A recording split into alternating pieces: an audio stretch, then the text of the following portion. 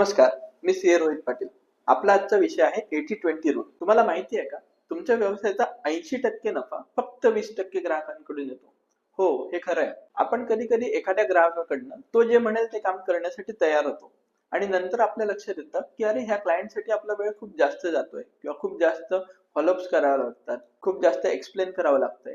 आणि जेव्हा बिलिंगची वेळ येते, तेव्हा बिलिंग इतकं कमी असतं, की आपला खर्चही निघत नाही. सोप्या शब्दात सांगायचं जर म्हणलं तर तुमच्याकडे काही असे मोजकेच क्लायंट असतात जे तुम्हाला खूप जास्त काम देतात, तुम्हाला वेळेवर पेमेंट करतात, तुमच्या कामाचा आदर करतात आणि तुम्हाला चांगले रेफरन्स देतात. यालाच म्हणतात पॅरेटो प्रिन्सिपल म्हणजेच 80-20 रूल.